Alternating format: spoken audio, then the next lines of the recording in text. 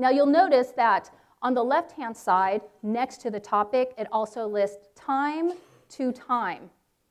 That means, so that everybody's crystal clear on how long you're spending on each topic, you are stating what time that topic discussion is going to start and what time it's going to end.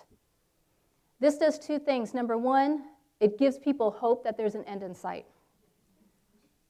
Because have you ever started that conversation, you're thinking, my goodness, how long will this last? The second thing it does is, and there's always one at a meeting, that long-winded person who likes to take up the entire conversation will see that there's a limited amount of time. So it will begin to give them a clue that, hey, if we only have 15 minutes to talk about this, you probably shouldn't be talking about it for 10 of them. But if they're totally clueless, having this time frame on there gives the facilitator the expectation and permission to say, well, okay, Joe, thank you for sharing, but we're going to have to keep it to 2 minutes because look at the time frame that we need to have.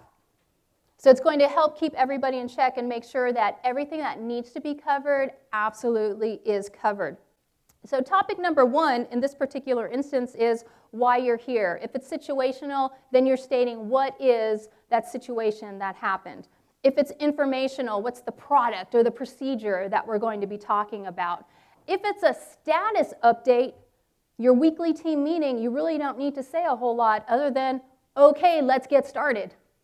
Because everybody knows why they're there. It is for a status update, so you can dive right in. Also listed next to the topic is the name of the presenter.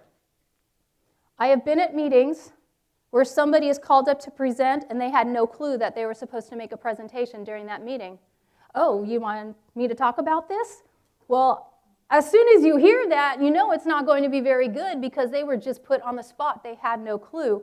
So this clarifies ahead of time who is responsible for that portion of the meeting, so that person definitely knows, okay, I need to show up with this kind of information. If I have no idea what this topic means, I should prepare ahead of time because everybody knows I am responsible for it.